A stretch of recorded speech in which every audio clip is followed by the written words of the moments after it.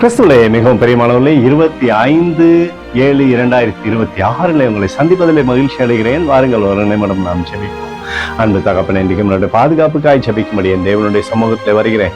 என் தேவனுடைய நிறைவும் அன்பும் ஆசீர்வாதம் முழுவதும் என்னுடைய வாழ்க்கையிலிருந்து செயல்படும்படி நீ செய்தல்படியாய் ஜெபிக்கிறேன். எல்லா பொல்லாப்ப நாசமோசம் வேலைக்கு விலைக்கு நீங்க பாதுகாத்துக் கொள்ளுங்க.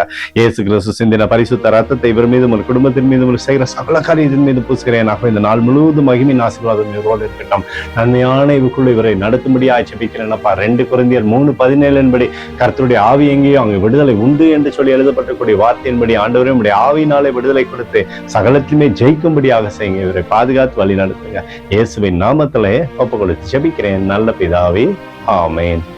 பிரியமான ஜெப பங்காளரை, ஒரு நிமிடம் நம்ம இந்திய தேசத்திற்காகவும் ஜெபிப்போம். அன்பு தகப்பனே, 25/7/2026 தேசத்தின் நன்மைக்காய் ஜெபிக்கும்படியாய் என்னுடைய சமூகத்தில் வருகிறேன். தேசத்தை நீர் வெற்றியின் பாதையில் நடத்தும்படியாய் ஜெபிக்கிறேன். சமாதானமும் சந்தோஷம் விடுதலையும் தேசத்தில் இருப்பதாக. சமாதானத்தின் ஆவியானவர் எப்போதும் தேசத்தில் நிழலிடும்படி நீர் செய்தலும்படியாய் ஜெபிக்கிறேன். எங்களுக்காக அடித்து நொறுக்கப்பட்டிருக்கூடிய இயேசு கிறிஸ்துவும் அவர் சிந்தனை வெளியேறப்பட்ட ரத்தத்தை வைத்து ஒப்பு கொடுக்கிறேன். அத்தோடு இந்திய தேசத்தில் எழுப்புதலை தரும்படியாய் ஜெபிக்கிறேன். எழுப்புதலை தருவீராக, எழுப்புதலை தருவீராக, எழுப்புதலை தருவீராக.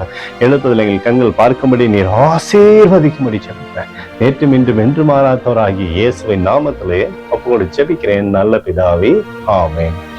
பிரியமான ஜெப பங்காளரை, ஆண்டவர் நம்முடைய ஜெபத்தை கேட்கிறார். இந்த நாள் முழுவதும் கர்த்தராகிய இயேசு கிறிஸ்துக்குள் நீங்கள் வளரும்படி வாழ்த்தி ஆசீர்வதிக்கிறேன். ஆமென்.